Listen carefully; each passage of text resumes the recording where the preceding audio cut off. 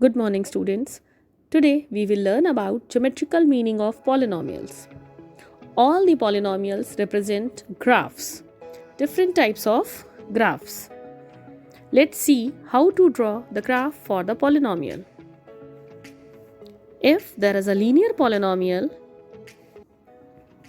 2x plus 3, to draw its graphs, we have to consider it y is equals to 2x plus 3. Y is the function of x. By placing different values of x, we will get different values of y. Then we have to draw the graph according to these values. In the same way, there is a quadratic polynomial x square minus 3x minus 4. To draw its graph, we have to consider it y is equals to x square minus 3x minus 4. Now, by placing different values of x, we will get the different values of y. And then we will draw the graph for these polynomials. Students, these graphs intersect x-axis at some points, and in some cases, these graphs will not intersect the x-axis. The point at which the graph intersects x-axis, that is the zero of the polynomial. So, we have to count the number of points at which the given graph will intersect. As you can see here, that at only one point, this straight line is intersecting the x-axis. It means it will have 1 zeros. In these three cases, you can see, in first case, there is no zeros because it's not intersecting at any point. In second case, it is 1 0, and in third case, it is intersecting at 2 points. In third case, you can see that at 3 points, this graph is intersecting at 3 points the x-axis. It means it will have 3 zeros. Children, always remember that the quadratic polynomial represents a parabola, as the linear polynomial represents straight line. Values in first polynomial, we get a graph, a linear graph, a straight line. As in the second polynomial, by placing the values, we get the parabolic curve.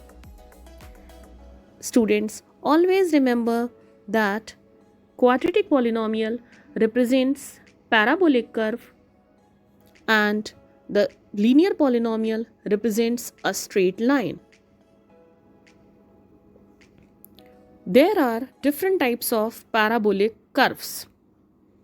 There are different types of parabolic curves: upward parabola and downward parabola. If a is greater than 0, then it is upward parabola. If a is less than 0, then it is downward parabola. Here in this case, 2 zeros will be exist.